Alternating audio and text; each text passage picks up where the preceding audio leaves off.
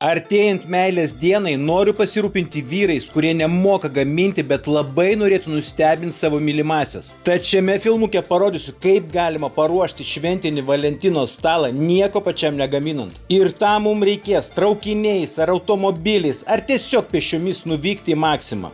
Vaišės ant staliuko siūlau pradėti formuoti nuo užkandžių. Paimkime vieną iš skirtingų rūšių sušių. Gal net jūsų mylimoji pagalvos, kad jūs išmokote gaminti. Taip pat siūlau paragauti šio mano senai pamėgto varškės sūrio užkandžio. O jei su mylimai nuspręsit žiūrėti kokį romantišką filmą, tai kaip užkandis galės pasitarnauti kukurūzų traškučiai su džiovintų pomidorų skoniu tepamuoju sūriu. Ruošdamas šį šventinį staliuką pirmą kartą ragavau šios kreminio sūrio suktinukus. Jei suktinukus su migdolais ir ananasais galima valgyti vienus, tai suktinukams su lašiša reikėtų donytės ar skrebučio, nes jie ženkliai sodresnio skonio. Šventinis stalas neįsivaizduojamas be pamėgtų katinienės juodųjų alyvuogių kalamatą. Tik nepagalvokit, kad lepindamas katinienę pamirštų save. Tada ant šventinio stalo dažnai nugula ir vytinta jautiena. Na tiek užkandžių manau pakaks, o dabar paimkime kažkokių kepsinelių ir salotų. Ir šventiniam stalui, manau, geras pasirinkimas kepti vištienos iešmeliai. Ir prie jų puikiai tiks graikiškos salotos.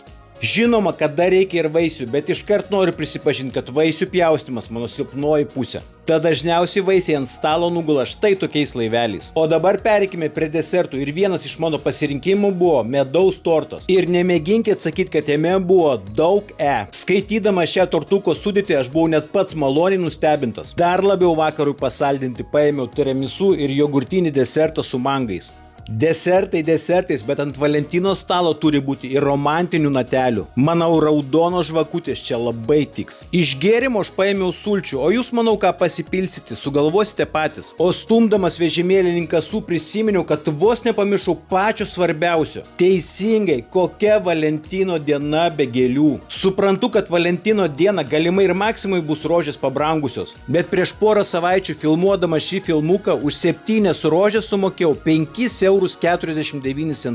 Ar būna dar pigiau? Ne viskas, ką tą dieną pirkau, nugulė ant šventinio stalo. Bet turėdamas 50 € kišenėje galėsite sukurti kažką panašaus į tai, ką pavyko padaryti man. O komentaruose parašykite, ar švenčiate Valentino dieną ir jei taip, tai kaip planuojat šiemet ją atšvęsti.